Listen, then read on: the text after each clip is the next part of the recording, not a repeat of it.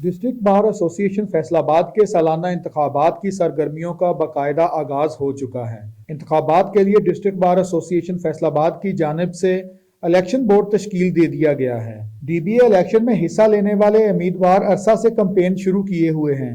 M99 news ने dBA इंतखाबात में हिस्सा लेने वाले उम्मीदवार बराए सदर एडवोकेट राना इशरत महमूद खान से बात की और ये जानने की कोशिश की है कि अगर वो इंतखाबात में कामयाब हो जाते हैं तो डिस्ट्रिक्ट बार एसोसिएशन के प्लेटफॉर्म से वकला कम्युनिटी के लिए क्या कुछ करने का इरादा रखते हैं। मजीद जानते हैं उन्हीं की जुबानी। राना इशरत महमूद है नाम मेरा, और मैं जॉइंट सेक्रेटरी भी रहा हूँ डिस्ट्रिक्ट बार एसोसिएशन का। लाइब्रेरी सेक्रेटरी रहा हूँ, 2005 में सेक्रेटरी था। अब प्रेसिडेंट का इलेक्शन कंटेस्ट कर रहा हूँ। तो जीसी यूनिवर्सिटी में as a visiting faculty member तकरीबन 14 साल से पढ़ा रहा हूँ। जो मेरे जहन में जो एम है या जो मैं समझता हूँ जो होना चाहिए, रिप्रेजेंटेशन बेसिकली बार की जो है वो होती है अपने फोरम को रिप्रेजेंट करना और उनके जो मसाइल हैं, कि मैं रिप्रेजेंटेटिव मैंने लॉयर्स का बनना है। और हमारे इश्यूज़ दो किस्म के हैं, कलेक्टिव हैं और इंडिविजुअल हैं। मैं समझता हूँ कि लाइफ में किसी भी बंदे को अगर रहने के लिए, लोग सारी ज़िंदगी स्ट्रगल करते हैं और घर के लिए करते हैं, हमारा घर बन जाए।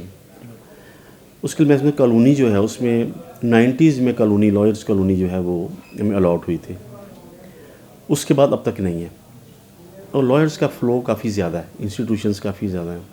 मेरी एक प्रायोरिटी तो ये है कलेक्टिव इश्यूज़ के हवाले से कि जगह, एक दो जगह हमारे जहन में, मेरे जहन में है कि अगर अल्लाह मुझे कामयाब करे तो एक तो है कि लॉयर्स कॉलोनी के लिए जगह अलॉट कराऊँ और उसके लिए जो भी नए लॉयर्स हैं उन्हें वहाँ अकोमोडेट किया जाए।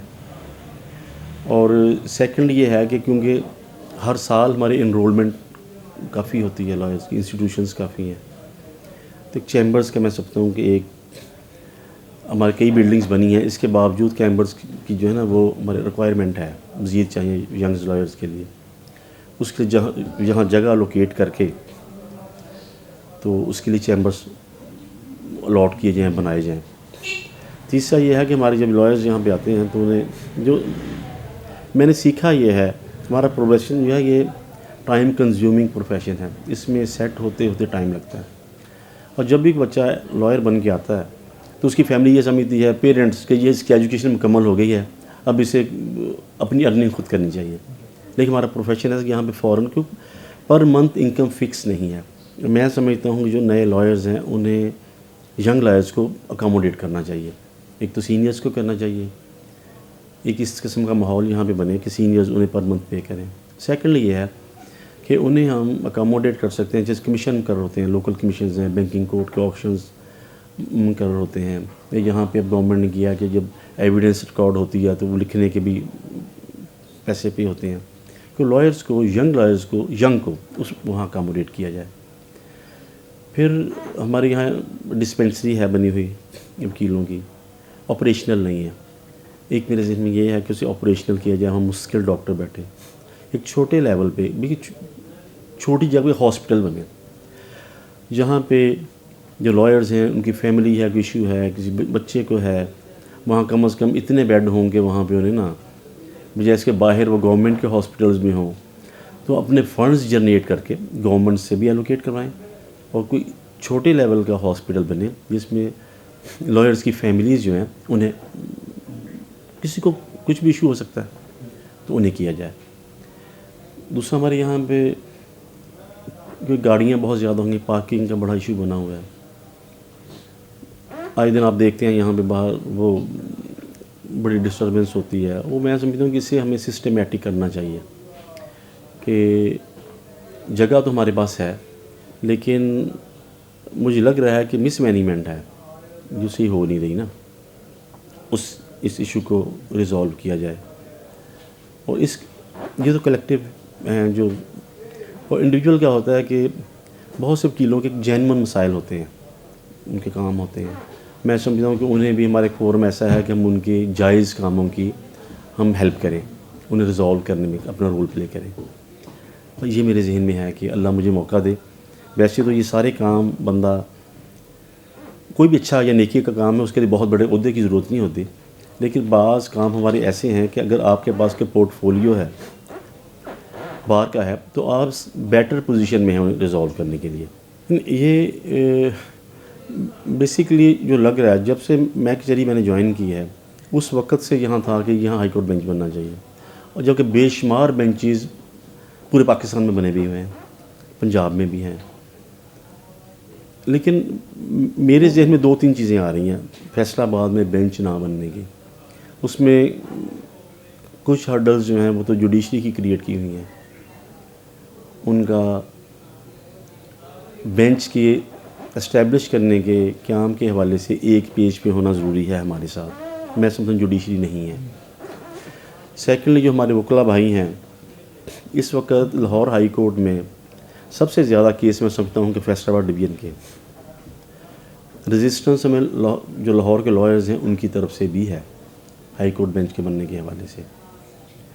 तो पीछे हमारे हाई कोर्ट के जजेस ने को डिसीजन भी किया है बेंचेस के हवाले से, एक वो भी हर्डल है कि उसे चाहे वो लार्जर बेंच की हाई कोर्ट लेवल पे हो या सुप्रीम कोर्ट में जाना जाए, वो जो डिसीजन हाई कोर्ट में हुआ है उसे नल एंड वाइड किया जाए।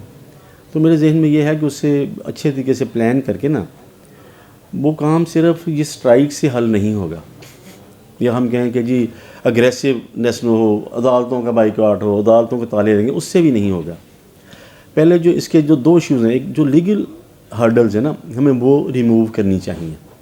वो करने के बाद बाकी स्ट्रेटजी बात की है कि फिर हमें क्या करना है। कोई प्रोफेशन जितना मर्जी ही नोबल हो, उसके साथ जब आप गद्दी का लफ्ज़ लगाएंगे ना, तो उससे ये एक्सप्रेशन आएगा कि पता नहीं यार ये सोसाइटी के अच्छे लोग नहीं हैं। मैं डॉक्टर्स का कोई भी इशू हो, आपने नोट किया होगा कि वो स्ट्राइक कर देते हैं हॉस्पिटल्स में, तो हमें इसे डॉक्टर गर्दी कहना चाहिए। इंजीनियर्स हैं, कितनी बड़ी डिग्री होती है, उन्हें कहें ना ट्रांसफार्मर के ऊपर चढ़ो, उन्हें चढ़ना नहीं आता।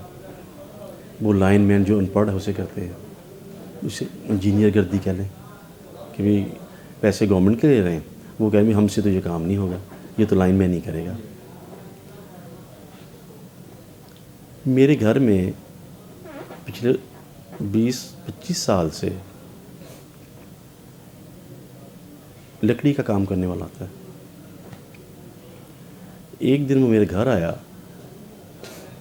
मैंने ही बुलाया, मैं उसे गेट पे लेने गया तो उसके मोटरसाइकिल के बाहर लिखा हुआ प्रेस। मैंने कहा यार असलम प्रेस ज्वाइन कर ली है? इसी तरह पूछा मैंने। कहता नहीं जी कोई रोकता नहीं है इसलिए प्रेस लिखा, इसे प्रेस गर्दी कहना चाहिए। एक तो अल्फाज के चुनाव में हमें मुख्तात होना चाहिए। हम कहें जी वकला ये करते हैं वो करते हैं, ये चेंज हमें ओवरऑल सोसाइटी में लानी पड़ेगी। क्योंकि जब बच्चा पैदा होता है ना माथे पे एक डॉक्टर होता है, इंजीनियर होता है, ना प्रेस वाला होता है, ना वकील होता है। 2 चीज़ें बनाती हैं इंसान को, ओवरऑल मुआशरे का माहौल और घर की तरबियत। मैं समझता हूँ घर की तरबियत के साथ साथ हम बच्चे को कितनी उर्दू सिखाते हैं, बेटा उर्दू बोलनी है, माँ अनपढ़ होती है, बेटे के साथ टूटी फूटी उर्दू, बाप अनपढ़ भी हो उसकी ख्वाहिश होती है मैंने पढ़ाना है उर्दू। जो घर से बाहर पाँव रखता है पंजाबी इतनी अच्छी सीखता है कि उसके लिए ट्यूटर की ज़रूरत ही नहीं है। हमारा माहौल मुआशरे का माहौल से इफ़ेक्ट कर रहा है। बेसिकली हमारी सोसाइटी में डिफरेंट डिप्रेशंस हैं। जब तक उन डिप्रेशंस को कंट्रोल नहीं किया जाएगा, डॉक्टर गर्दी भी होगी, प्रेस गर्दी भी होगी, इंजीनियर गर्दी, वकला गर्दी भी होगी। हाँ, वकला के बारे में इतना क्यों कहा जाता है? मैं समझता हूँ कि हर वो शख्स जिसे कानून का इल्म है कि क्या क्या होना चाहिए और क्या नहीं होना चाहिए, मैं समझता हूँ डॉक्टर्स प्रेस वालों को उन्हें सुना के है जब वकील बनता है वो किताबें पढ़ के भी आता है, प्रैक्टिकली भी देखता है कि कानून क्या है। मैं समझता हूँ कि मुआशरे की नाइंसाफ़ियों पे बहुत ज़्यादा कुड़ता है। जिस आसानी से पुलिस वाला डॉक्टर से रिश्वत लेता है, किसी और शुबे से लेता है, वकील से लेते हुए 10 बार सोचेगा, क्योंकि उसे पता है कि ये बंदा लॉ नोइंग है, मेरे लिए ये मसाइल पैदा कर सकता है। और अपने राइट के लिए, ये तस्वीर का एक रुख है जो जिस पर बात कर रहा हूँ। अगर अपने राइट के लिए कोई वकील बात करे, उसे वकलागर्दी कहा जाए, तो ये नामुनासिब है, मैं समझता हूँ। हाँ, अब इसका एक दूसरा पहलू है कि हमारे माशरे में ये अग्रेसिवनेस क्यों है।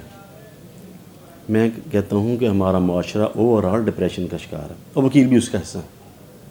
गलती से, हाँ, वकील के हवाले से हमारी एक्सपेक्टेशन ओवर एक्सपेक्टेशन है। हम आम बंदे कहते हैं यार इसे तो कानून का पता है, ये क्या कर रहा है, ये ऐसे क्यों कर रहा है। इसलिए जहाँ तक है कि जी तरबियत, मैं कहता हूँ तरबियत वकला की भी होनी चाहिए, बाकी सब की भी होनी चाहिए। हमारी सोसाइटी ओवरऑल ठीक होगी, हमारे घर का माहौल बेहतर होगा, हमारा मुआशरे का माहौल बेहतर होगा, तो सारे ही बेहतर होंगे। इसलिए मैं समझता हूँ कि हमारा ओवरऑल ही है। सबसे पहले तो इसमें हमें कैंडिडेट्स को रोल प्ले करना पड़ेगा। मेरी अपनी ज़ात शामिल है। ये कामयाबी होती है, लेकिन ऐसी कामयाबी नहीं होती कि जिसका जो है वो खुशी असले से की जाए या फायरिंग से की जाए। मैं तो इस बात की हूँ सख्त अगेंस्ट, ये नहीं होना चाहिए। अल्लाह मुझे मौका दे तो इंशाअल्लाह ताला बफज़ल खुदा मैं ख़ुद भी ये काम नहीं करता, इसे नापसंद भी करता हूँ, और जो मेरे करीब के बंदे होंगे मैं उन्हें भी मना करूँगा अगर वो करना चाहेगा भी तो मैं समझता हूँ ये नहीं होना चाहिए। ये इससे खुदा ना खासा कोई सीरियस हादसा हो सकता है। हम कितने देखते हैं शादियों पे लोग खुशी वाला घर मातम वाला बन जाता है। तो मैं नहीं, ये नहीं असले की ये ताकत, ये मैं आपकी इस बात से एग्री नहीं करता कि ताकत तब मनवाएं अगर आप कहें कि यहाँ रोज़ फायरिंग हो रही है। कभी ना कि भाई इलेक्शन तो हो गया, अब डेली लेवल पे फायरिंग हो रही है कि ताकत का मुजाहरा हो रहा है, ऐसा नहीं है। ये जो खुशी का इजहार का तरीका अपनाया है, ये नहीं होना चाहिए, ये मैं इसके अगेंस्ट हूँ। हाँ, thank you so much. Thank you.